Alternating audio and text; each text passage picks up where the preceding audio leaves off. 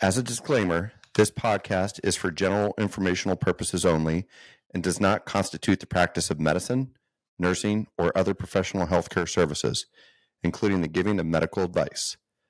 No doctor-patient relationship is formed. The use of this information and the materials linked to this podcast is at the user's own risk. The content on this podcast is not intended to be a substitute for professional medical advice, diagnosis, or treatment. Users should not disregard or delay in obtaining medical advice from any medical condition they have, and they should seek the assistance of their healthcare professional from any such conditions. Hey, everybody. Super excited about this week's guest. He is a local legend on the court as well as in the classroom. He is a 1996 graduate from Cathedral Prep, won a state championship there, played in several other state championship games, played against Kobe Bryant. And we shared some time at Mercyhurst when we were there in the late 1990s, early 2000s. And just a ton of respect. He is now making waves, helping to change the futures of so many lucky individuals in the Fairview School District. It's Keith Nies. So it's going to be a great episode. We talk about family. We talk about our passions, both with our similar interests in basketball. We both like shoes. He's a huge special education advocate and kind of runs the special education department through the Fairview School District. So you're going to want to stay tuned, watch the whole thing. We've got a great episode. It's going to be a lot of fun, and we'll see you in a little bit.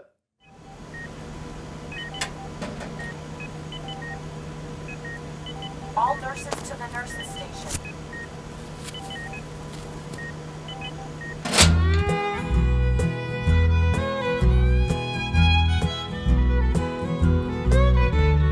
Lawless country people, all real close family. Lately some of my kinfolk don't get around too good, you see. When that doctor asked them, son, how'd you get in this condition? They says, hey, soft bones, I'm just carrying on an old family tradition. They want to know, Doc, why do you think I got some pain in my joints from years of playing hard in this life that's too short? When that doctor asked me, son, how'd you get in this condition? I says, hey, soft bones, I'm just carrying on an old family tradition. Yeah. Tell me all about it, Doc.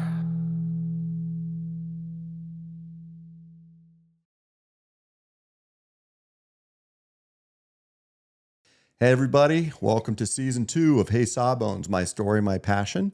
I'm your host, Dr. Ryan Molley, orthopedic surgeon, cutter of bones, business owner, entrepreneur, but most importantly, loving husband and father of 3 young, busy boys. And today, I am extremely excited about this guest. It's a guy that I've kind of followed for quite some time. We both were Mercyhurst Lakers back in the day. He is a standout athlete and just a human being from the Erie area. Without further ado, Keith Nies. Thank you. Thanks for having me. Yeah. So, Keith, again, I'm just excited to have you here. I've known you for quite some time. We overlapped for about 3 years at Mercyhurst, and you've just done so many good things kind of in the community here and personally as well throughout your athletic career. So what we always do for the first thing is just kind of give our guests a sneak peek, a 30,000-foot view as to who's Keith Nies, where'd you grow up and your family, all that kind of stuff. Yep. From Erie, PA, born, raised, never left. Quite proud of that. I'm an Erieite, and I like to brag about Erie and all the wonderful things that this area has to offer. Went to Catholic schools in grade school, then Cathedral Prep High School, and then stayed locally at Mercyhurst University, or back then it was Mercyhurst College. College, yeah. Currently, I live in Fairview. I have 2 beautiful girls, 7th and 7th grade is Ava, and 4th grade is Ivy, and then my beautiful wife, Jamie. And work in the area in the Fairview School District, been there for 23 years. And again, born and raised in Erie and haven't left. Is your wife from the Erie area too? Yeah, wife's from Pittsburgh. Okay. So a good story about that is she was student teaching at Fairview, right across from my classroom. And she's a beautiful lady. She caught my eye, and we started dating then and got married, and it's been... you were able to suck her into Erie, huh? Yeah. Got her to stay here. I don't know what I did. But yeah, that was... So we got married in 2009. We've been married for... What's that? 14 years. Yeah. Now. Yeah. So, yeah. Kind of a similar story. I met my wife, and when I moved to Michigan in 2005, we got married 2008, and she's a Michigan girl, and somehow I convinced her to move to Erie, Pennsylvania. Yeah, so, but she settled in nicely as well. Yeah. So, yeah, Jamie's her name. She's a special education teacher in the Fort LaBeouf School District. So that education piece is in our family. Yeah, you've got a little common denominator there. Yeah, absolutely. So, you thirsty? Yes. So, I always ask my guests what they like, what their favorite drink or cocktail is, and Keith gave me a couple different options, and the one that really sounded good to me was Blue Moon. I haven't had it for a while, so that's a good beer. Unfortunately, I don't have any oranges to put in it, so hopefully you can forgive me for that. But when we first started here, you kind of mentioned that you had seen the Jordan Fee episode, kind of talking about the system at Gannon, which is a crazy style of basketball. Actually was there yesterday. I took my boys. They played Cal. Both teams were 18-2, and both 12-2 in the PSAC. And Gannon pulled out a nail biter. They were up, I think, by close to 20 points with about maybe 10 minutes to go. Gannon was, and IUP, or not IUP, but Cal made a run and took the lead with about 6 or 7 minutes to go. And I just thought it was over. I mean, Gannon just hit a real cold spell there, and then they kind of pulled it together and came back and won 107-98. So there you go. Awesome. Trade glasses here. I have one. You got one here? Yeah, that's yours to keep. Okay. You can take the clean one. All right, perfect. So, Keith, you may have noticed during the Jordan Fee episode that we have a little theme in terms of questions, answers. Yep, so absolutely. What I'll have you do first is, because I think most people want to learn more about you. They're probably bored of hearing about me. Same with myself. But, you can ask me 3 business questions, then 3 personal questions, and then we'll spin the tables, and the fun part will begin when I get to ask you questions. So fire away. Yeah, I just want to touch base on Jordan Fee and Gannon. I have yet to see him play, but, growing up, obviously I played basketball at Mercyhurst College, but growing up, Gannon was the talk of the town, the hit of the town. And you would go to a game there. I was in, 5th, 6th, 7th grade, and everyone wanted to be a Golden Knight then. And every game was sold out. They had Gumby. They used to throw toilet paper after they made that first basket of the game. The atmosphere was unbelievable. And then, for a few of the last years, they haven't been too great. So what Jordan's doing is great to get that. The area needs that Gannon basketball to be back on the map. So. Yeah, it hurt me a little bit to wear a Gannon shirt while I was, but I've been to 5 Gannon games this year so far, and I'm just a fan of sports in general. Absolutely. And even though I'm a Mercyhurst Laker and bleed blue and green, but I'm a huge Jordan Fee fan, and my boys have really kind of fallen in love with that style of basketball because it's a fun style of basketball to watch. Yep. So let's cheers here. Yeah, absolutely. It's a good looking beer too. Yeah. So I guess my first question was, I know you did a little hip replacement on me, and I'm thankful for that. What you did was amazing, and the whole process was fantastic. But question I had was, I know you do knees too. What do you prefer to do, knees or hips, and why? Yeah, I have quite a few people kind of ask me that question, and a lot of people, when they hear what I do, they think that it would be boring because I only do two things, and they think it would be very redundant and monotonous. But quite frankly, I love the fact that I can do two different operations, and each time I do a hip or each time I do a knee, it's very different. I look at each case very personalized. I'm a meticulous planner. So the short answer to your question is I don't have one that I prefer more than the others.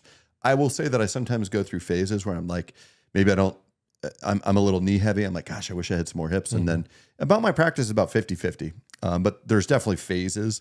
I've been real hip heavy lately. I think the past couple of weeks I've done probably 60 to 70% hips versus knees. And then this upcoming week, it's very knee heavy. So it's kind of a nice mixture. I will tell you that knee replacements, to me, there's a lot more steps that go into each one of them. There's probably about 150 steps.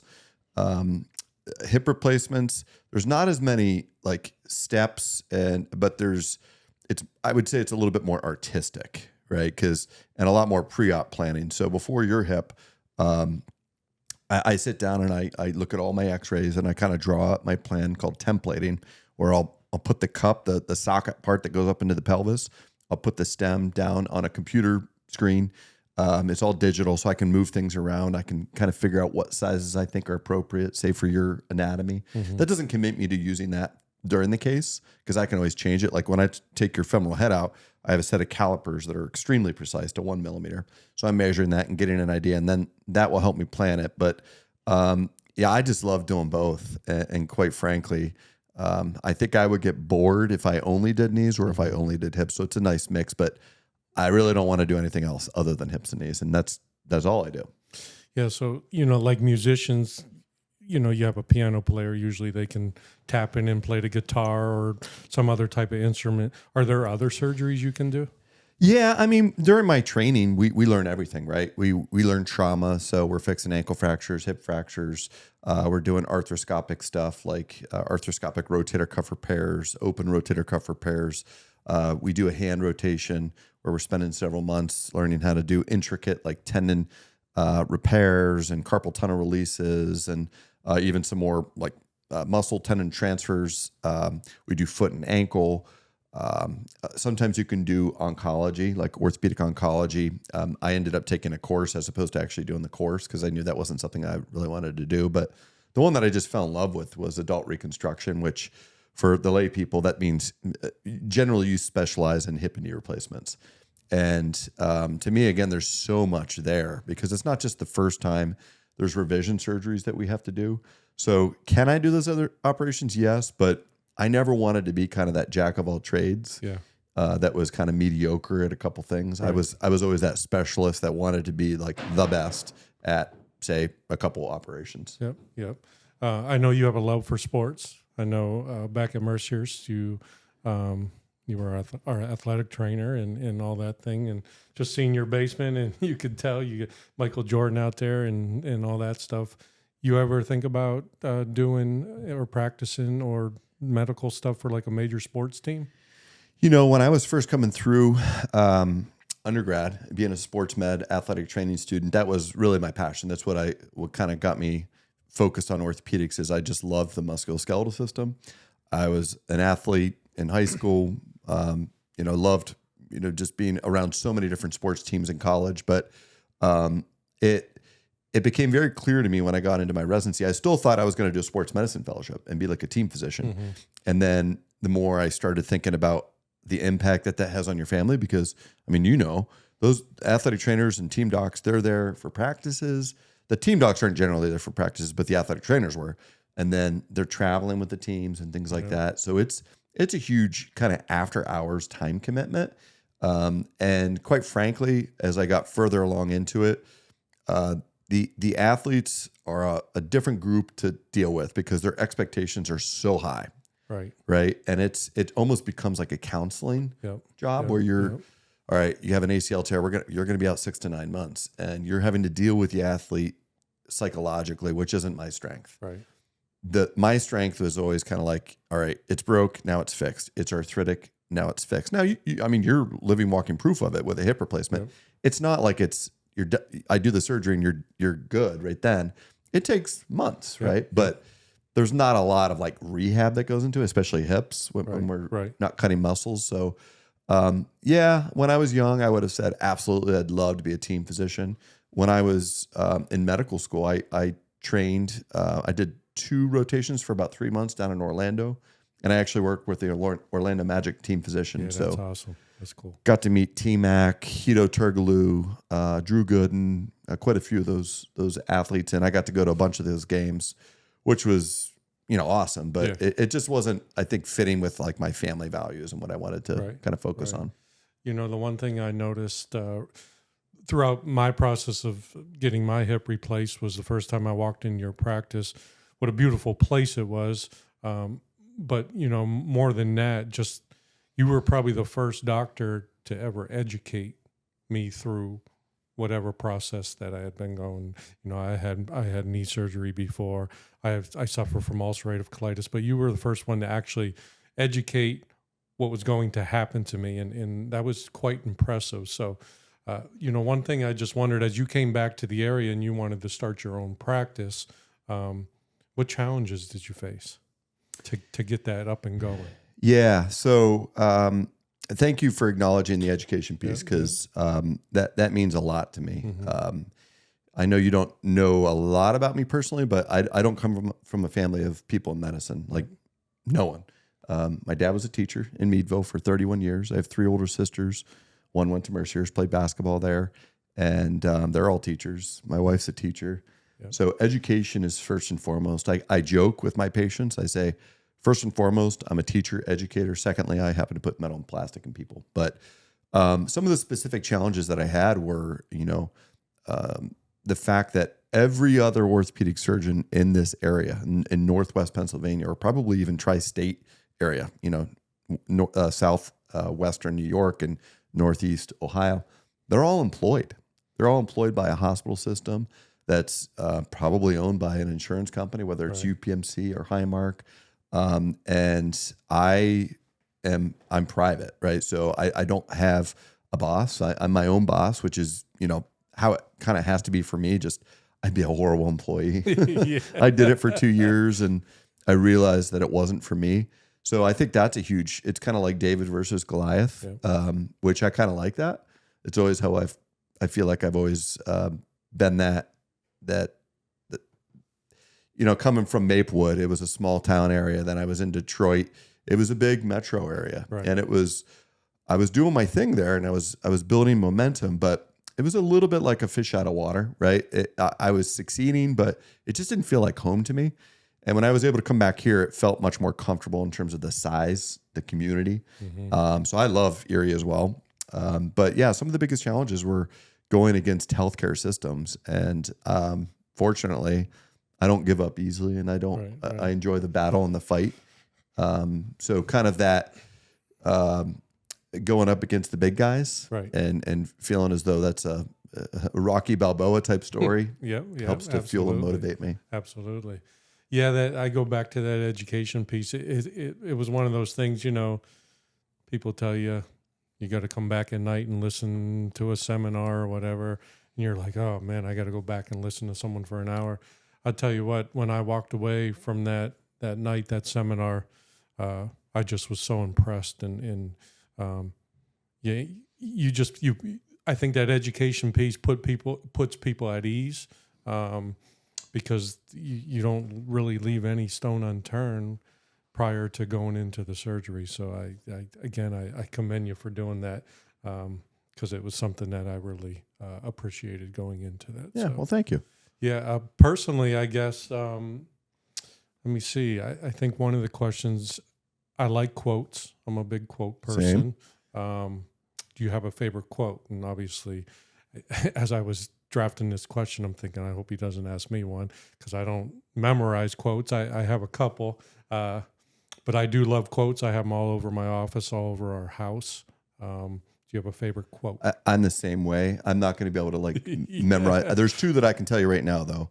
I used them this week when I had the opportunity to speak at Mercier's. They had a wellness week, and I was their keynote speaker. So the 2 quotes that I really loved, one was John Wooden. And I'm the same. They're so inspirational. They're around my office. They're around my house. But it's show me your friends, and I'll show you your future. And the other one is very, very similar to that. It's Jim Rohn. How does his go? He goes, "You are the average of the 5 people that you spend the most amount of time with." Right. And I think they're very synonymous with one another. Right. It's like you are kind of a creature of your environment. Yep. And it's funny because just a couple nights ago, Anthony, my oldest son, and I, we were grabbing some wings at Otis 12, and it was nice because it was just him and I. And I was just talking to him, and he was actually going to come to my speech at Mercyhurst. And he's like, "Well, what's your talk about?" And I was just talking about, my journey and this and that. And I can't remember how it came up, but I just asked him, "What do you think the keys to you becoming successful someday are?" And I was just like asking him, "What do you want to do with your life someday?" Right. And he said, "Well, I think I should probably surround myself with good people."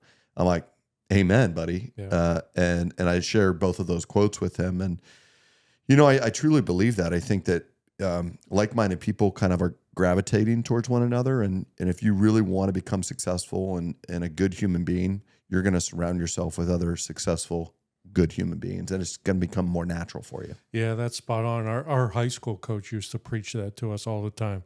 Surround yourself with good people. Marcel? He used to tell us all the time. That, and he used to always say good things happen to good people. So he kind of put the 2 and 2 together. If you surround yourself with good people, good things are going to happen to good people. So absolutely, I like those quotes. Tattoos. I kind of cheated. You sent me the questions, yeah. And I briefly skimmed through them, but I was like, I don't want to read them. And I saw tattoo. So I got my first tattoo when I was at Mercyhurst. I was a freshman.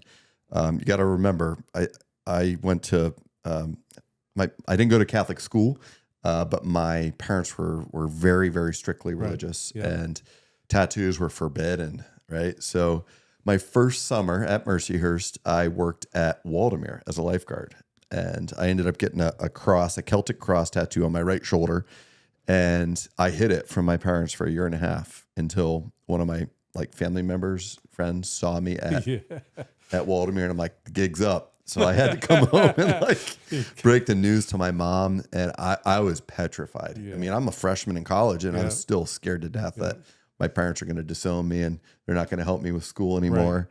Right. They were very understanding, and since then it's grown. I had the boys' names, all 3 of the boys' names put under the cross. I had our family name put up top. The Celtic knot is up above that, and then I had some filigree, just some design work put around it. And then when I was in medical school, I got a tattoo on my left shoulder that is, it's the symbol for orthopedic surgery. So yep. Jay, if you could maybe put that right here. It's essentially a crooked tree that has a staff and a rope tied around it. It's like funny. Everything in my life is trees, right? I've got this tree. Yeah. My whole health logo is a tree.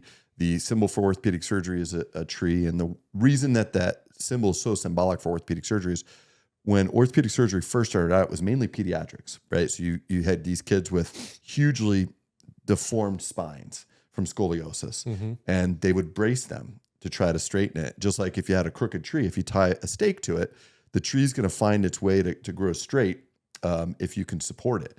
So that's there. And then underneath that is the Hippocratic Oath, which is primum non nocere, which just means it's Latin for do no harm. So I think about that every day when I'm taking someone to surgery. I'm never, again, not perfect. I'm not ensuring that it's going to be a perfect outcome, but I will never, ever do anything or recommend anything for any of my patients that I wouldn't recommend for my mom or my dad. That's good So stuff. How about you? That's good I know stuff. it's not my turn to ask questions. Any tattoos? That's all right. Yeah, I got a bunch. I didn't start early, though. I waited a while. My first one was my mom passed away from cancer in 2013.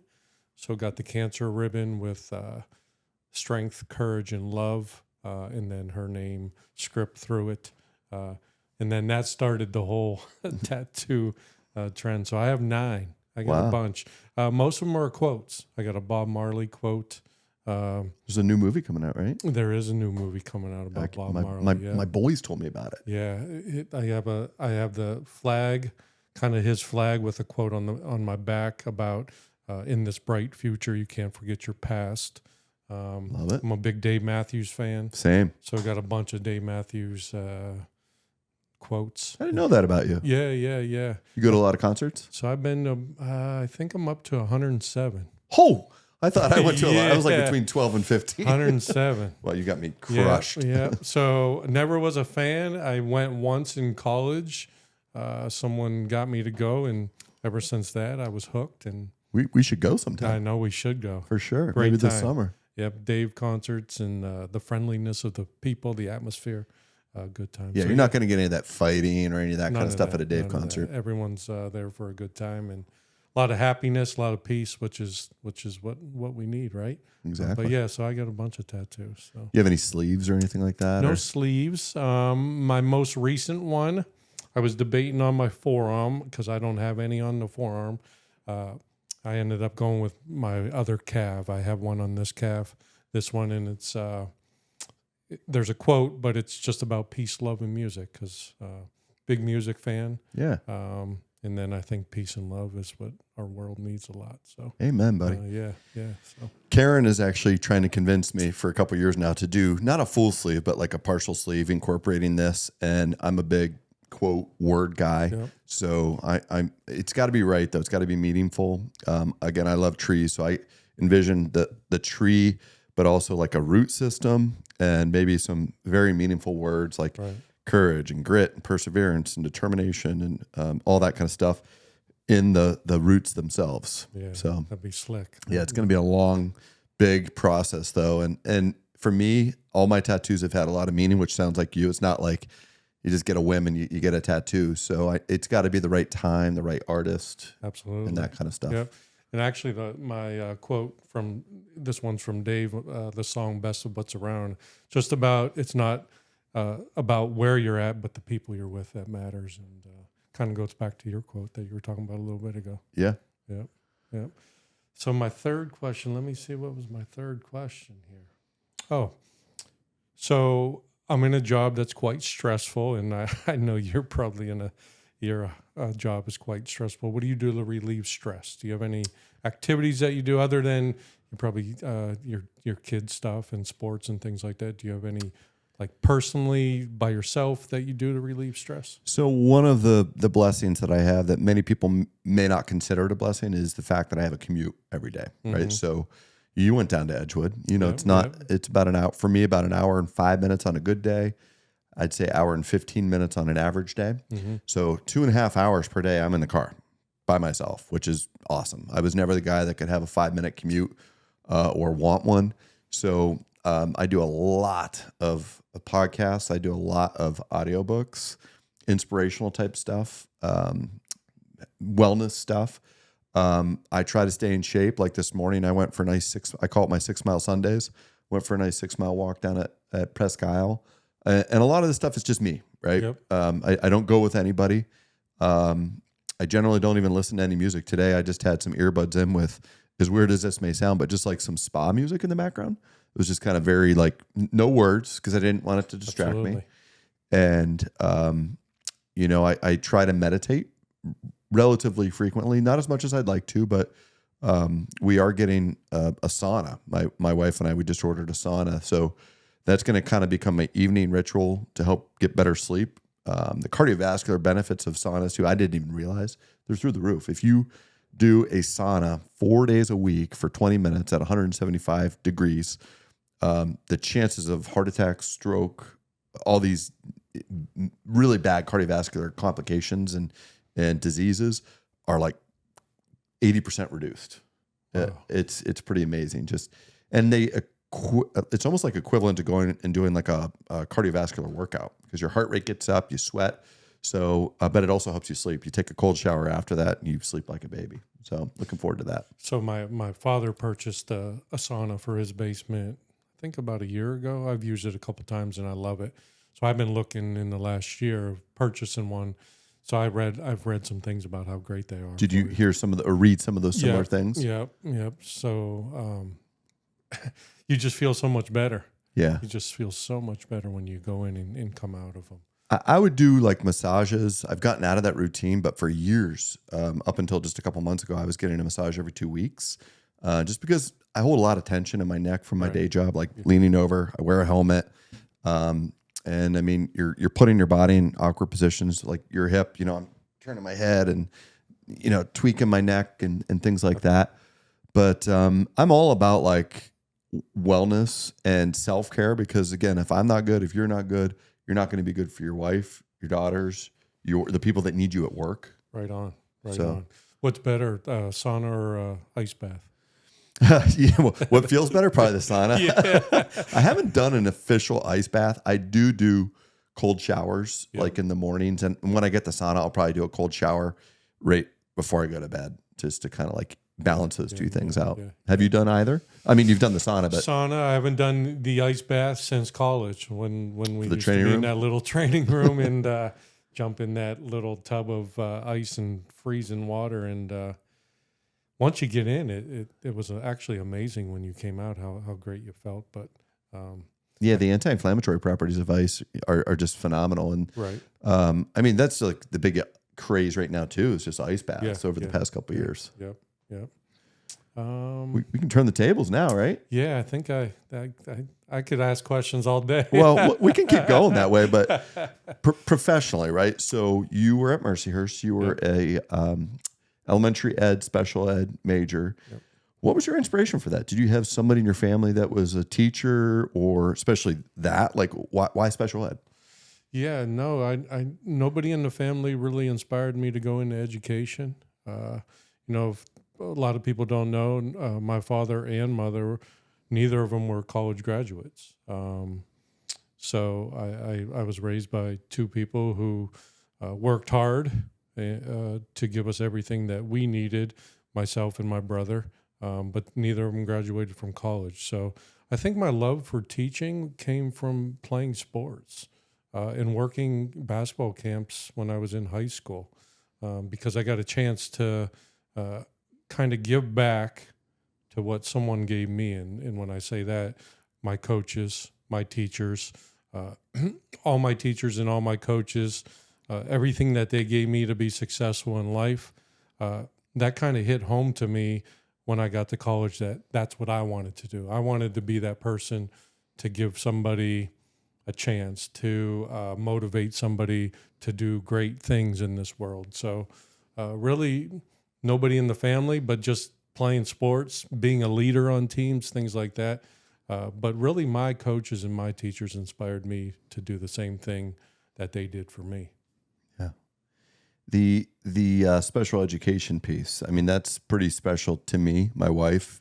I know you guys were chatting a little bit out there. Yep. She has her autism spectrum disorder kind of masters. I don't know if you were able to pick up on it, but her sister, who was down here in the basement with my youngest son, Luca, she's cognitively impaired too. So that was, I think, Karen's kind of motivation and, why her heart is really into special ed. And she loves working with children with special needs, especially autistic children.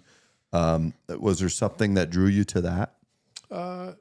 Not necessarily one thing, but I will tell you a story. When I was in high school playing at prep, as a player, we would come back every year and work the basketball camps for, your third, fourth, fifth graders and things like that. We were camp counselors. And at the time, one summer in particular, there was a young boy. I remember his name. His name was Phil. And he attended basketball camp every year. And he had one arm. I don't know if it was right or left, but he had one arm, and I remember him just working so hard, and he did not let that arm, ruin his experience or take away from, the typical peers around him doing things that maybe he couldn't do. He never got down, never was sad, never, did not try. And that little piece stuck with me for a little bit. And I still talk about him with some of my buddies that work the camp with me. I don't want to say that motivated me to be a special education teacher, but I have always remembered him. So he must have impacted me somewhat. And my love to help kids with disabilities, that's my passion. That's why I got into special education. I taught special education for 15 years, and then now I'm director of special education. I'm in my 7th year, and still, I think those kids with disabilities in this world, kids with autism, intellectually disabled, things like that, they need people, they need help, they need advocates, and that's kind of what motivates me each day to help those type of children. That's awesome. I have one of my 3 sisters that's teachers, is a teacher. She teaches reading recovery, and she was a special ed teacher as well. And then the other one, Kristen, who played at Mercyhurst, you guys would have overlapped a couple years. She there. older than me? She was a little bit older. She was 94 to 98. Yep. So when I remember her. She was good. Yeah, she was a good shooter. She was a good player. Yep. But she played with Teresa Zumagala. Yes. Like her freshman year at Mercyhurst, they ended up going to the Elite 8. Yeah, they had a really good team. But she was a special ed teacher as well, and graduate from Mercyhurst. But what's your, because to me, to be not only a teacher but a special education specialist, somebody that's your heart, your soul, your passion, as you mentioned. I have a word that I would say would be the quality that would probably bring you the furthest. In my opinion, it would be patience. It'd be very difficult to not have that. But what would you consider your professional superpower? Like, what makes Keith Nies so good and so unique at what you do with that? Yeah, I think obviously people in special education, you automatically point to somebody with a good heart, someone that's caring, understanding, someone that's willing to listen. And then obviously, I think in the classroom, you need patience. Obviously, I'm not in the classroom anymore. So I think, what makes me good at my job would be I understand. I try to put myself, when I'm in meetings, which I am in several meetings a day with parents, I try to put myself in those parents' shoes, just like that child or their child was my own child. And because of that, I tend to be a really good listener and very good at understanding or trying to understand. I'll never fully understand what they're experiencing. Right. But I try to understand, why they're saying things or why they want things that they want for their child and things like that. And at the end of the day, I try to be a team player and be on their side and advocate for those kids because, who else is going to advocate for them other than their parents? Right. They already are having, or they are already dealt a bad hand, as you may say, and or someone may say. I don't necessarily think always that a kid with autism has been dealt a bad hand, because that's them. Yeah. That they're unique, and I've seen so many kids, whether it's kids with autism or again someone that's Down syndrome. They have taught me so many things that the world around us, they don't give these kids a chance sometimes. And so I guess my superpower would be, I have a really good heart, and I try to be understanding and be a listener to those parents. So when I was at Mercyhurst, I volunteered for Special Olympics a couple years, and some of the most powerful experiences that I ever had. And I don't know what it is. I feel as though, especially children with Down syndrome, I'm like a Down syndrome magnet. Like they gravitate towards me, and I kind of gravitate towards them. And I really hit it off with several of these kids. And secondly, there's an organization. There's several organizations. I know that Karen was speaking with you about her cousin, who heads up special education up in the Metro Detroit area, her school district. But there's an organization that Jay, who helps edit these podcasts, kind of introduced me to, where children, they don't call them disabilities, they call them unique abilities, right? Because I truly believe that. They're, especially children with autism, they have a different way of looking at the world, and we may, people that aren't on the spectrum, which I think we all kind of are to some degree, but they have their own superpowers, right? And they have taken these children who are now young adults and put them into the workforce successfully, mainly with like manufacturing. And one in particular, Jay, I apologize if I butcher this, but there was 2 kids in general, and I can't remember if it was Accutech or what company it was in Meadville that hired 2 children with or young adults with these unique abilities. I believe they were both autistic, that they were like their quality control. And previously, you know, they would do a lot of manufacturing. The parts would come out and people would inspect it. And inevitably, some of them would have to be scrapped because there was errors or this or that. They never had one part that ever got scrapped because these kids were so detail oriented. They would pick things up before it got too far along the process of engineering and manufacturing where they could salvage it. And they saved that company tremendous amounts of money. So my goal, my mission is to find another individual with a unique ability that I could hire either at Whole Health or at Edgewood Surgical Hospital to give them an opportunity, because I think there are definitely particular positions that they would just thrive at and do much better than somebody without unique abilities. That's spot on. You know, one of the things 7 years ago when I got the position of director of special education, one of my goals was to create programs within our district to just give these children more opportunities in our district, but also after they graduate in the real world. So, you know, we've created some programs at our high school. We have a partnership club where, you know, your kids, your typical peers get together with our kids with disabilities. They do various activities with them, which has been great. We have some of our boys basketball players, some of our girls basketball players participate in that. Unified sports has been a big one in our district. They really never participated. Now we do track. We have a bocce team. And we have a strong program in our life skills high school room where we have partnered with about 17 businesses in the area. Oh, wow. So our kids are going out each day and trying to just develop some of those interpersonal skills, some of those job type skills, so they can be employable someday. So that was one of my goals to kind of, you know, what can I do to give these kids opportunities so once they leave Fairview, they can have a chance and be successful. Yeah, I mean, because they want to contribute, right? Absolutely. And I just feel like a lot of times they're not given that opportunity, and people are just not willing to think outside the box. I agree, and sometimes that's what it takes. And I always think, you know, somebody gave me a chance. Obviously, that was in sports or, you know, being a teacher and things like that.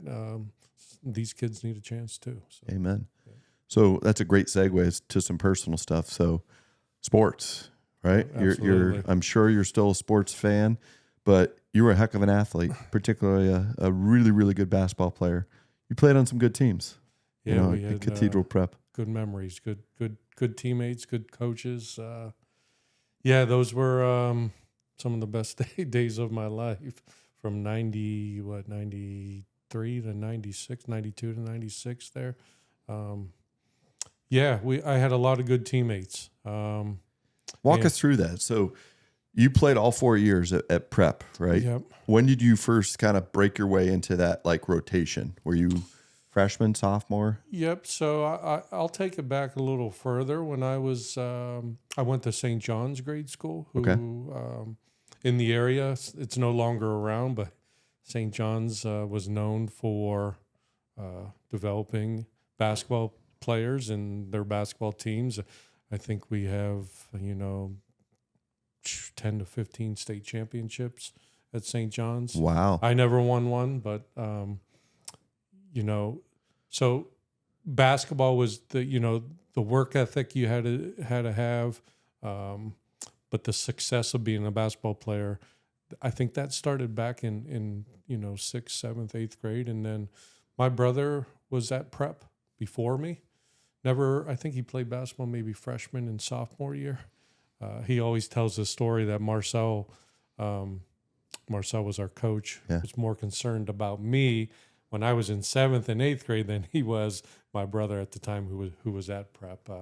But I remember in 7th grade, obviously going to 6th, 7th, 5th, 6th, 7th, going to the prep camps, and wanting to be a basketball player at Cathedral Prep. And then in 7th grade, I got hurt, I got injured, and I got a basketball signed by all the players on the prep team at that time, which would have been like Jed Ryan? No, Jed played with me. So it would have been 1990. You would have had, trying to think, like Todd Filipkowski, Jim Hamilton, Okay. who was went on to play at Navy, kids like that. So coming into 9th grade, they put me on the varsity team.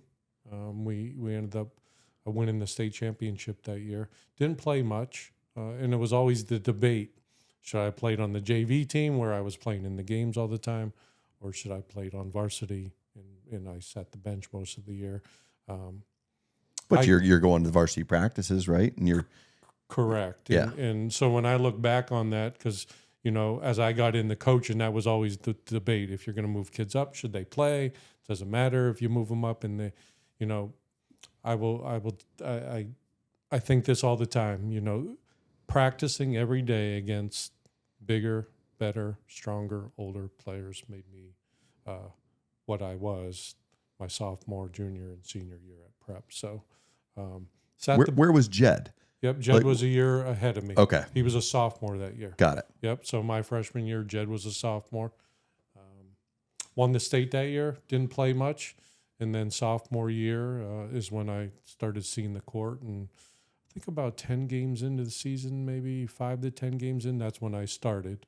I became As a sophomore. Yep, I was That's impressive. coming off the bench probably for the first 5 games, and I think I got my chance down in Florida. We were playing in a tournament in Florida, and got my first start. And then the next 3 years I started. And What was it?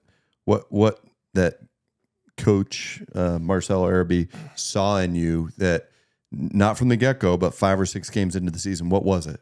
When you got in there, was there a spark? What was it? Yeah, I think number one, I was coachable. I would always do whatever the coach asked me to do. And then to this day, I always tell people I wasn't probably the most talented person, the most athletic, but I played hard. You sure did. I played hard. I was tough. I didn't back down from competition, stuck my nose in there all the time.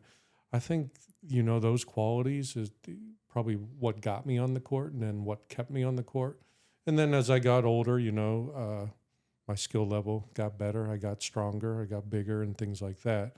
But I think to this day, I was successful in high school basketball, especially against the competition we played against at prep, because I played hard and I was tough and I didn't back away from You were gritty. competition. Yep. That's a good I word. followed you. I mean, That's I a good was word. a year behind you, and it's weird to say that. I went to at the time AA school. Right, it was the same size as Fairview. Yep. But I grew up in a basketball family, so I was always going to games and watching you guys. And what would this podcast be if we didn't mention your senior year? Yeah. Senior year was going into our senior year because, sophomore year we went back to the state final and lost. And then our junior year, who I thought was maybe one of the best teams in my 4 years at prep, we ended up losing in the Western final to Ringgold. And we had the game won, and they made a 3-quarter court shot to put it into overtime, and then they beat us in overtime.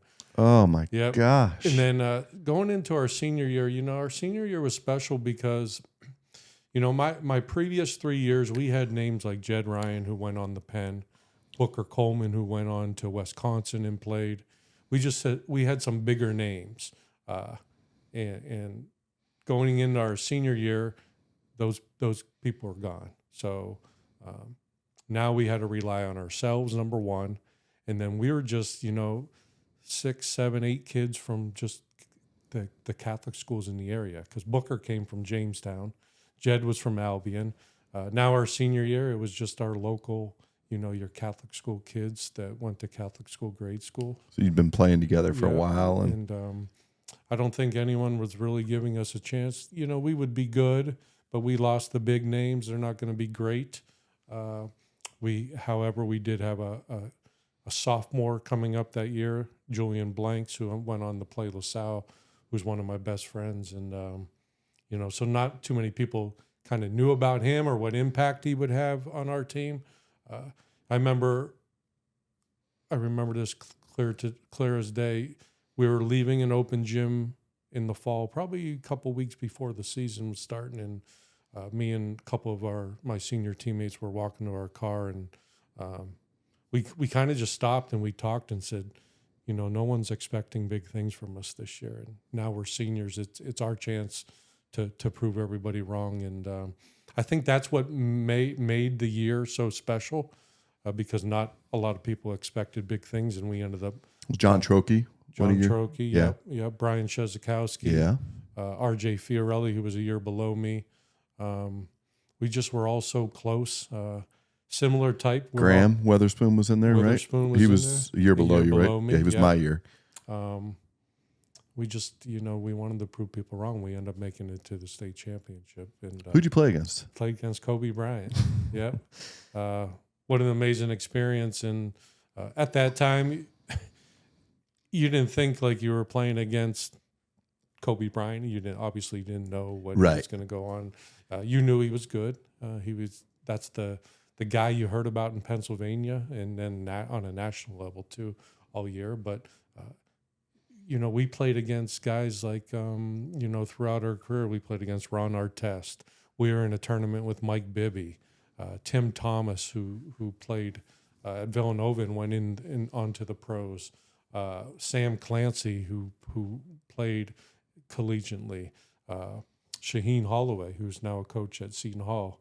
We played against him. So we played against a bunch of big names. So playing against Kobe was just another game for us. And obviously it was a big game that we wanted to win, and we fell short. To this day, I still think, I always say this, we had a chance to win that game, and I'm not so sure they were the better team that day. Obviously they won, but we weren't overmatched. Yeah. Yeah, my family, we used to go to Hershey all the time. Mm-hmm. That was our family trip, and that was one of the years I did not actually physically make it. I watched the game on TV, but one of my best friends at LeCom, when I was in med school, he played against Kobe the same year you played against. He was from Scranton, so he played against him in the Eastern Conference Finals before Hershey. Yep. And he showed me videos. He's like, "Yeah, see, I'm guarding Kobe. I'm like, all right, let's watch this." Kobe he was like a man amongst boys against that team, and I think he had probably 7 or 8 dunks. But like you said, you didn't know at that time what was going to happen or who he was going to become. Yep. I mean, easily one of the top 5, if not, some people would say top 10 for sure. I'd put him in my top 5, especially competitors. Other than Jordan, I don't think there's one guy that I could say that was more competitive than Kobe Bryant, and he closely replicated his game after Jordan. Yeah, I think you're spot on with that. Kobe was Michael Jordan to me is the GOAT, but Kobe was someone when I coached, I would always use him as an example to my players because of his work ethic. Mm-hmm. His work ethic was second to none. The stories you read about him, in the gym at 5 a.m, in the gym 4 or 5 times a day, just the things he did to prepare was on a whole nother level. But when he got on the court, the way he competed was amazing. I don't know if we'll ever see anyone compete like he did in wanting to be the best and to prove that he was the best. Not just for a season, but he did that every game for 82 games in a season. He was special. Kobe I remember sitting on the floor outside the locker room after they beat us in the state final and quoting that I didn't think he was that great and why was he going to go to the NBA and things like that. And obviously he proved me wrong, but he became one of my favorites to follow and watch. And the other day I bought a poster off the internet to hang in my basement. Him leaning over his jersey and a quote just about working hard and persevering and things like that. So there was a special that I saw where you went out. I think it was his last time in Cleveland, Yes. Yep. and there was a special on like the local news stations, Kobe and Keith, Yep. right? And I'd have to watch that again, and maybe Jay, if you could put a little excerpt of that in here, I think that'd be very cool. But what was that like? And did he remember you? And how did that interaction go? What an amazing experience. So I have to give a lot of thanks to Mike Gallagher. I don't know if you remember. Yeah, Mike Gallagher is the one who set that up. And, Mike was a local sports guy here, news anchor for a while. And he did great things for local sports. And then he called me up and said he wanted to do this special. So he's the one that set all that up. And I remember being kind of anxious, a little nervous to meet Kobe, but so excited for the experience. What year was this too? This would have been, I was coaching still. Let me see. 16-ish? No, before that, I want to say like 2013, Okay. 12. I forget like when I he don't know when he officially retired, too. but So this was his tour where, it was his last game at a lot of NBA arenas. So this happened to be his last one at playing the Cavs in Cleveland, and drove up there, and we got into his press conference before the game, and Mike Gallagher's in there. All these reporters are in there, and I'm the only person that's not a reporter. I'm sitting there in the back, kind of hiding in the corner, and here comes Kobe in this nice black suit, looking classy as he always did, and sits down. People start asking him questions, and Mike Gallagher asked him a question, something about his return to Cleveland, but then talked about the state championship game. Mike asked him a question to prompt that game, and as Kobe's answering, Mike says, would you be shocked or surprised if one of those players that played against you is sitting in this room? And he kind of looked over, and I was sitting right there. And he says, oh, I remember him. Don't know if he did or not, but he made me feel good. he's like, he was that scrappy point guard. Yeah. And then he did follow up after he had said that. He followed up and said, what an experience it was being up in Hershey, and what a great experience. And he gave us compliments that we were a good team and things like that. So that was the before the game. I didn't realize they did press conferences before the games. Yeah, too. I didn't either, and that was quite the experience. Then got during warm-ups right there, right on the court, right behind the hoop. Got to watch him play. Mike did some video shooting there. Got to watch the game, and then after the game is when I got to meet up with him, and we waited outside the locker room, which was a cool experience because you got to see other players. LeBron walked through. Oh, wow. And things like that. And Kobe finally comes out, and Mike Gallagher had a prep sweatshirt for me to give him. So I gave him the sweatshirt and shook his hand, and got to ask him a couple questions. And what a neat experience. However, the one thing, he had these yellow sneakers wrapped around his shoulder that he wore them that night. And I'm thinking, oh man, maybe he'll give me these nice yellow Nikes that he wore. And I found out after he had talked with me, he went and met with LeBron, and he gave him to LeBron because that was his last game playing against LeBron in Cleveland. So, what a great experience! Though I'll never forget that. Yeah, I mean, he is one of the all-time greats, and obviously tragic. Far too early.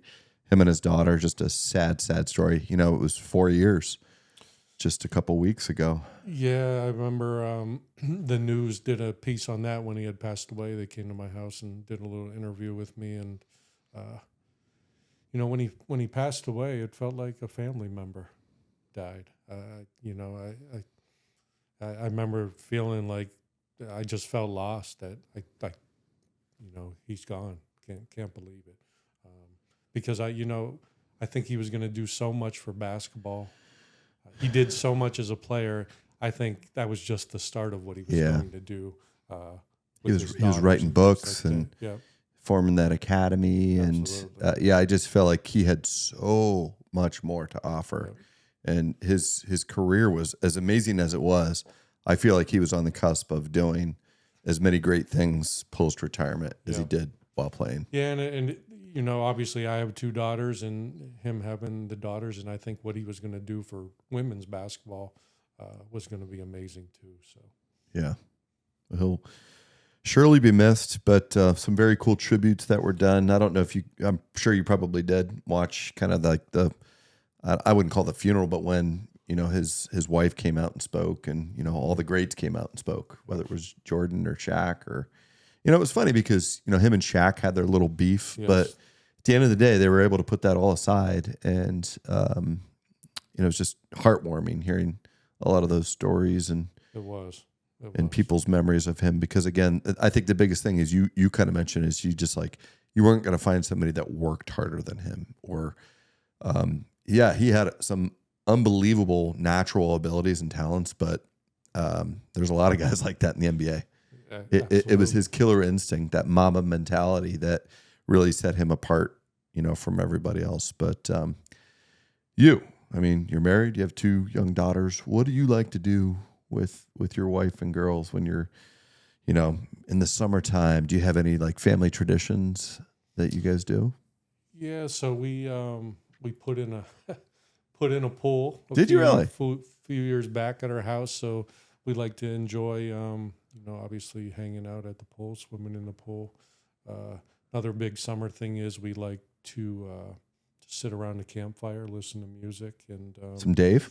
Yeah, some Dave. Just enjoy each other's company and you know, talk about life and have friends over, have neighbors over. You know, my girls' friends come over. You know, kind of before you know it, you got 20 people there. It started out as 2, but you know, we just, you know, nothing big. A trip. Are you a homebody? Homebody, yeah, trip here and there. My wife and I really love concerts. Whether it's obviously Dave Matthews, but we like some country concerts as well. So anytime we can listen to live music, whether that's a big name country concert, Dave Matthews, or even just like at a local, you know, restaurant. So that's kind of a nice summer activity. Obviously, with the kids playing sports, watching them play is. What do your daughters play? So my youngest, Ivy, she is into basketball, softball, soccer. And then my oldest, Ava, is into softball and basketball. And she likes, right now she's in the school play and things like that. So, Very cool. I always tell them I don't care what you do. Do something though. Yeah. Be a part of a team. Be a part of something where you're going to get coached and told what to do, other than just the classroom. So they stay busy, and I really enjoy sitting down and just enjoy watching them do whatever they're. Do you coach them at all, or are you more of a spectator? I'm asked to coach just about every year, and I always say no. I think I coached my oldest daughter maybe 3 years ago in just one like spring tournament, which was great. It was a great experience, but I'm a big believer that they need to be coached by other people, and they need to hear different perspectives other than dad's perspective, and they need to experience other people's voices, other people's expectations, and things like that. And you know, selfishly, I just want to watch. I just want to sit there. I don't say much during the games. I don't even say much to them after the games. I just like to watch. And one thing I do always say to them is, "Did you have fun?" Sometimes I think that gets lost. Yeah. And coming from such a competitive guy, right? I think outsiders would look at you as like this guy that won a state championship, came second place twice, right? Yeah. And played collegiate basketball too. It's like you would think that you'd be that guy that's just like pushing. But I love hearing the fact that you just kind of sit back. Yep. And I don't say much. I even give my wife a little elbow here and there because she'll start cheering or saying things, and I'm like, just be quiet. And I don't say much. And you know, every once in a while after the game, I might say, "Hey, I just want to tell you one thing," but I try not to, because you know, likely they're probably not going on to get Division I scholarships. Yeah. And, they need to. I think sports is a great metaphor about life. It can teach you a lot about what you're going to experience in life, and I think that's why kids should play it. Yeah. And that's what I want my girls to get out of sports. And Yeah, adversity, right? Things aren't always going to go your way, and that's probably the biggest thing. So right now I'm coaching I have 3 boys. I'm coaching 3 basketball teams right now, and I think I'm about done. My one's team, well, the 2 teams I coach for my middle son, very successful season. They're both teams are 7-0.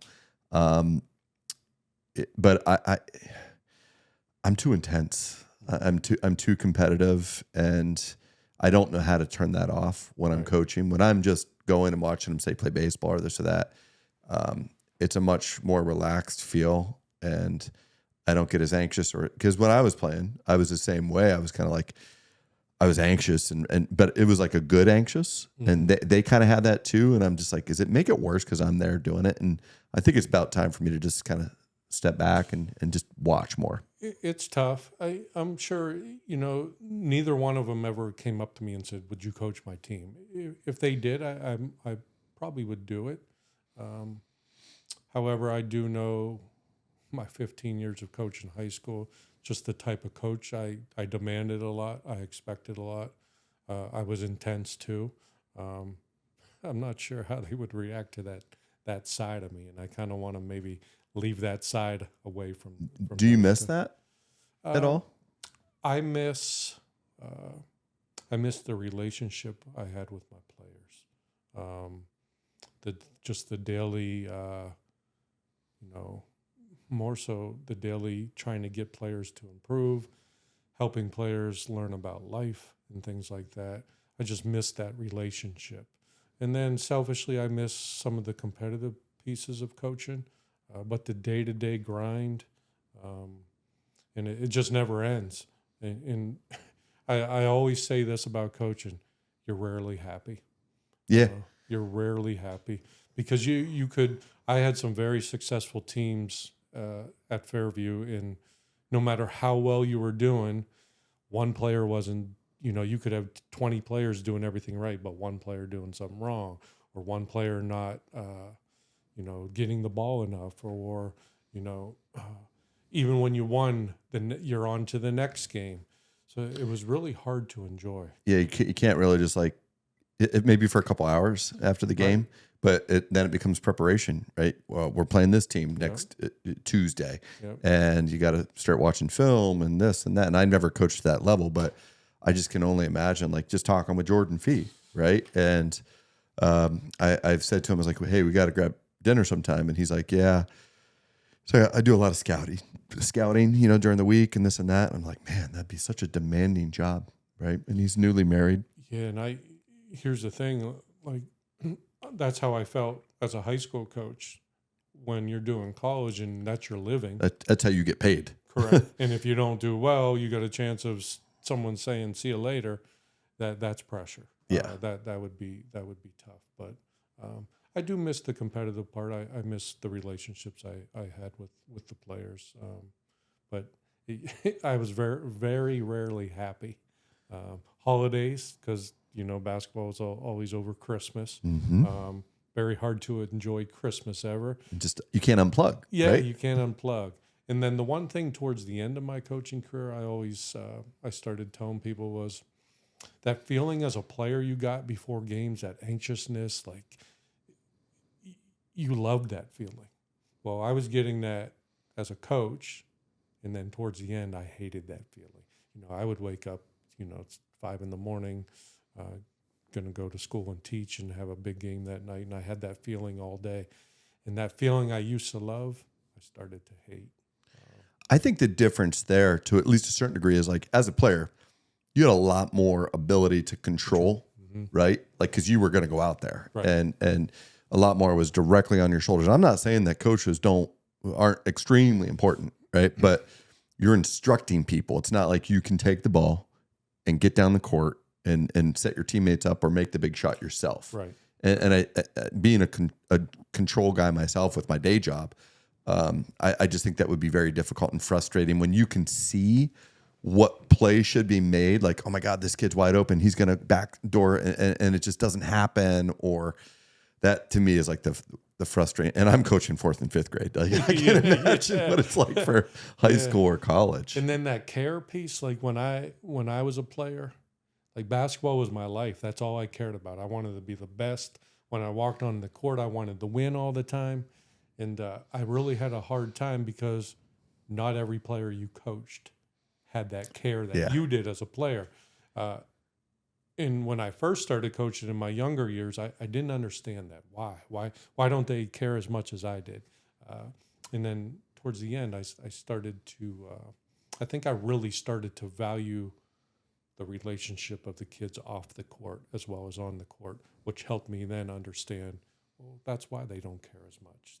Not everyone is like you that wants to play in college and things like that. So, but yeah, I do miss the relationships with my kids and players.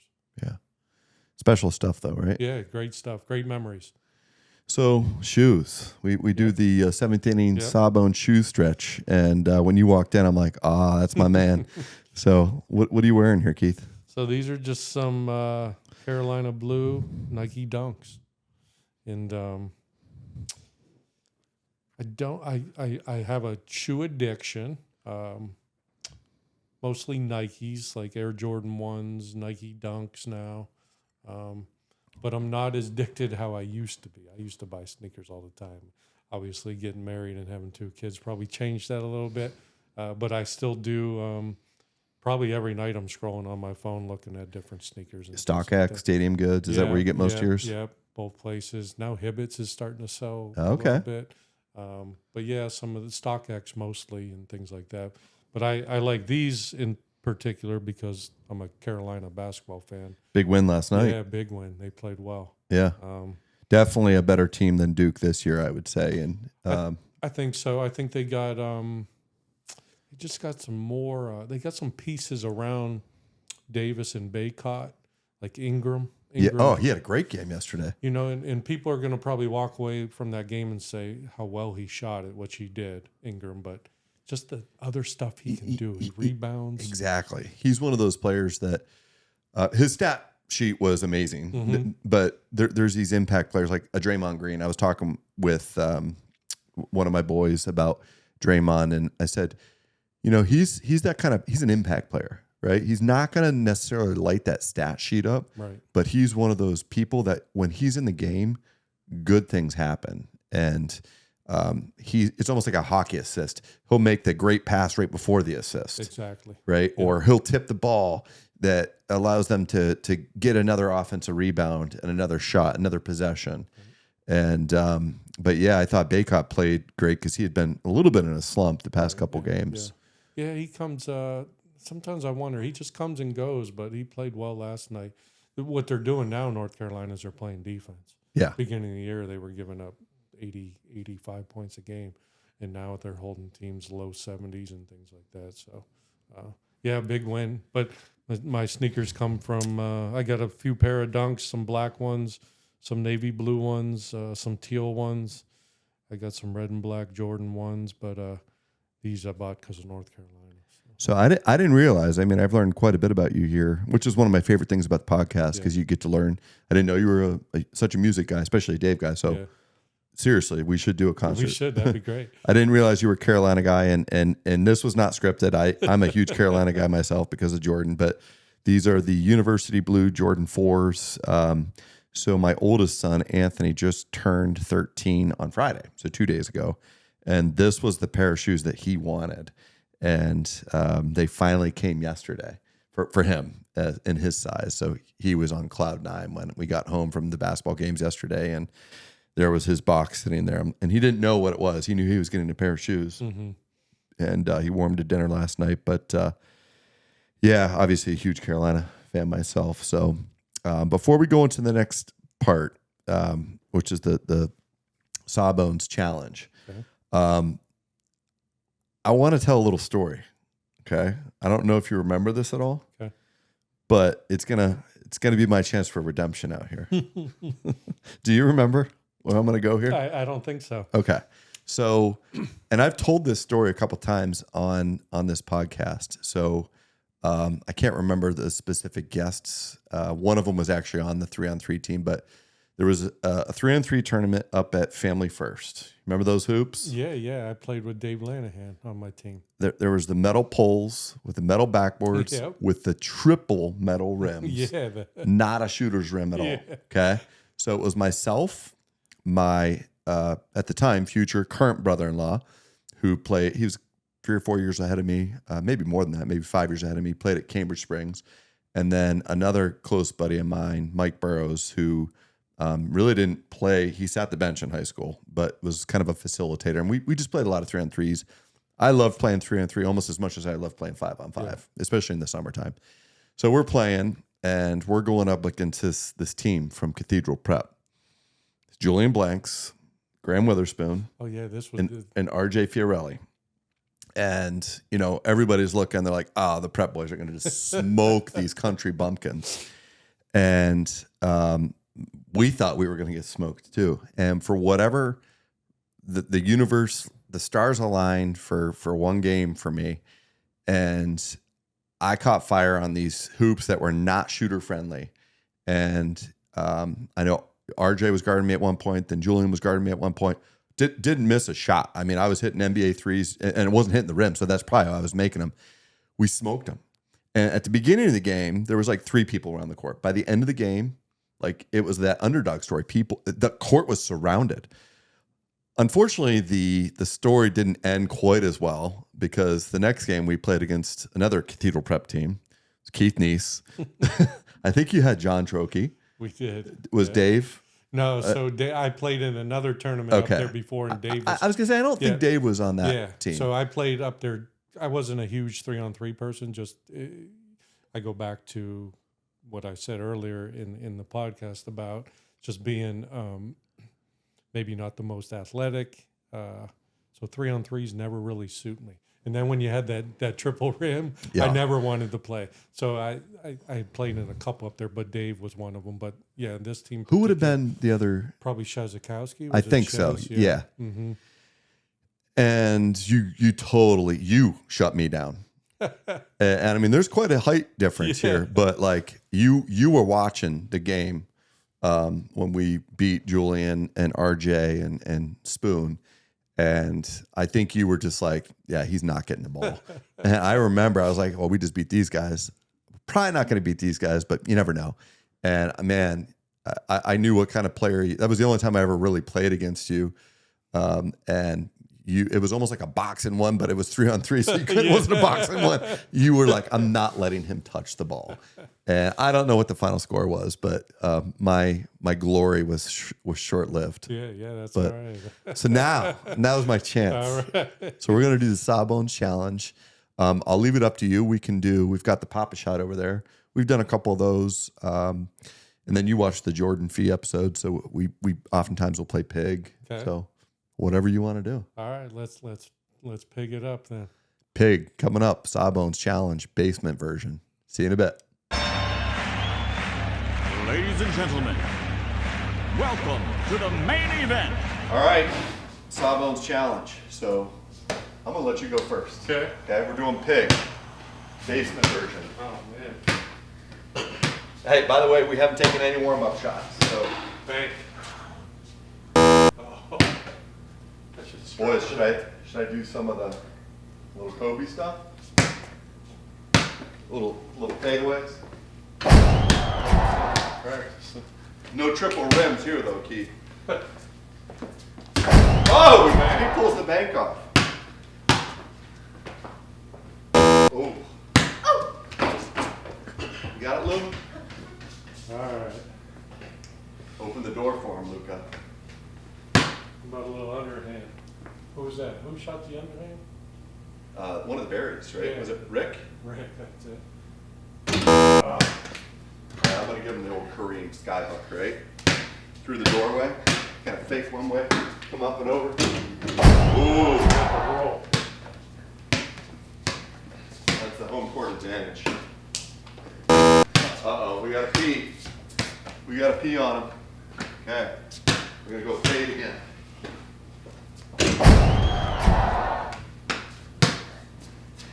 Fade away. A little fade away.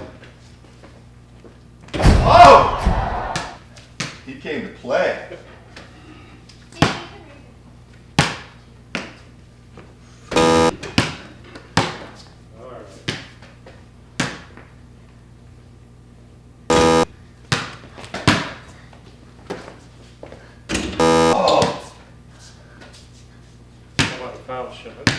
his shoes, boys? He's got the Carolina polar. Dunks.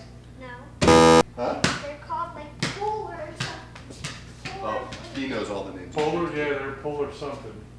Polar bear, or they polar? Polar blue, I think.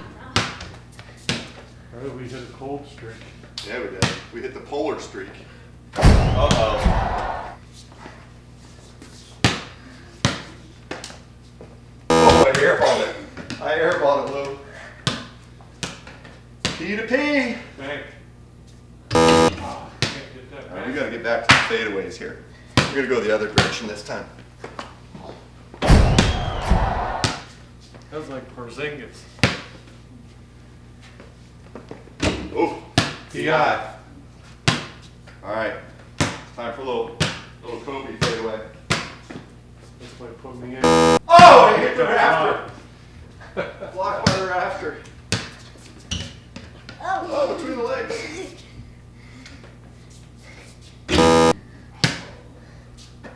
Okay. Oh. All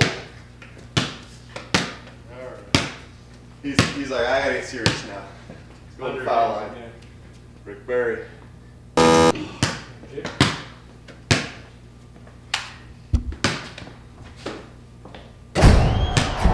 Put me down. Do a Curry floater? I think that would play into. Oh! That's game. Game. Sawbones challenge. It's my redemption, folks, for what he did to me at the 3-on-3 at Erie Family First. Many So- years ago. All right, Lou, go in for the alley-oop. Ready? Go. Oh! All right, Tino, you're up. So we can't start from there now. You're gonna come in behind me. I'm gonna go off the backboard. You're gonna dunk it. Ready? Oh, that was nice. All right, so we're back. So Keith, again, I just want to thank you for coming over today. This was a lot of fun. I tell not only just my guests, but just my friends and family that this particular project, I'm always doing something, has been probably hands down one of my favorite projects in the past 15 years, including my day job. It's fun for me to be able to kind of talk to people that I think I consider very successful, very impactful people in the community. And I'm an Erie guy too, right? I didn't grow up here, but I've lived here long enough that I think there's great things happening in the area. And I love to be able to kind of spread that word and support for the community, because a lot of people, they can become haters and they can, give Erie a hard time. But yeah. so thank you Yeah. again for doing this. Yeah, I appreciate it. Thanks for having me. And I can say all those things back to you, the impact that you're having and will continue to have. And, you go back to that word haters and you're spot on. I think our world, just where we are as a society in the world is, we need to let that hate go somewhere else. And, with social media and cell phones, and very rarely do you get to talk anymore and discuss things and stuff like that. So anytime you get a chance to sit down and, two of my passions, sports and special education, I appreciate you letting me share my story and some of my insight on some of the things that I love the most. So I appreciate It's going to be a very well watched episode, I can tell, just because you are such a big name in the community and have done so many great things, both, as a high school, college player, but I think equally as a professional, right? Yeah. With your love and passion for education, and especially for special education. Yeah, absolutely. And I can't thank you enough for thinking about me and reaching out. And I've been excited since the couple weeks ago you reached out to me, and kept telling my wife I can't wait to do this. And Let's make a pact though. We're going to do a Dave Matthews concert. Absolutely. Yep, So if yep. you're way more experienced than me. I was like, I've been to 12 or 15. You've been to 107 or something. Yeah. So maybe you give me the rundown of where. I know the one he was supposed to be or is going to be. What's the one in Cuyahoga Falls? Yeah, Blossom. Yep. We will be in Greece at that time. We're taking the family out there for a couple weeks. Sweet. But if there's another one, either Star Lake or somewhere else, Absolutely. I'm willing to travel too. Sure. So- Yeah, we can make that happen. But in closing, I always ask my guests, like, and I'm a guy that I live where I'm at that moment that I'm in it, right? The present moment. But I always still like to ask kind of like the daydreamer type question is, where do you see yourself in 5 and 10 years? And I know your kids are probably going to dictate some of that because you're probably going to be here for at least that period of time. Yeah, in my obviously your profession kind of dictates where you are going to go, and obviously family as well. Professionally, I think probably someday it's my aspiration. I'm director of special education, so the only place I can go from here would be superintendent. So maybe someday superintendent of schools in a school district. If not that, I'll be, directing special education until I obviously retire. I do think about, sometimes starting my own podcast around, my experience in special education. I mentioned this earlier, I do suffer from ulcerative colitis, so I really enjoy giving back to people who suffer from that, just my experience and things that have helped me along the way, because it does take a toll on you mentally. And so I've always thought about how can I combine sports, ulcerative colitis, and special education into some type of podcast, or I always have dreamt about writing a book someday. Well, I will tell you, as I said, this is one of my most fun projects. I think you'd be great at it because you do have so many areas of expertise and passions in your life. So whatever I can do to help kind of nudge you if you need any helpful suggestions. My buddy Jay, he's great at editing these. I mean, you'll see when you watch the Jordan Fee episode, but he helped me with the equipment. It can be a little intimidating. Absolutely. But it's fun. But, 5 years I'll be continuing to grind and work, and obviously helping kids with disabilities, and being involved heavily in my children's career, whatever they choose to do, whether it's sports, plays, or whatever. So, yeah. Well, thank you again. I know you have some dinner plans with your family, so I don't want to take any more of your time, but I do appreciate you taking this time out of your Sunday afternoon, early evening. And yep, my pleasure. It was great. Fun time. Dave Matthews. Okay. Absolutely. Yep. So thanks again. Again, I always encourage you guys to watch, like, subscribe, share with your friends. And if you have any interesting people that you'd like to see us have and host as a guest on Hey Sawbones, just let me know.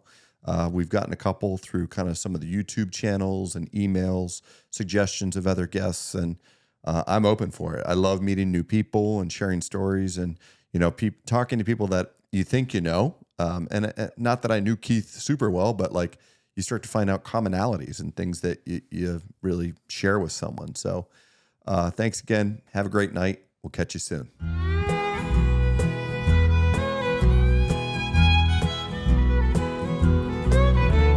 Well, I have loved some fishing in the outdoors where I'm free. It's where I spent my time before I hurt my hip and my knee. When that doctor asked me, son, how'd you get in this condition? I says, hey, Sawbones, I'm just carrying on an old family tradition. I wanna know, Doc, why do you think I got some pain in my joints from years of playing hard in this life that's too short? When that doctor asked me, son, how'd you get in this condition? I says, hey, Sawbones, I'm just carrying on an old family tradition. Yeah. Tell me all about it, Doc.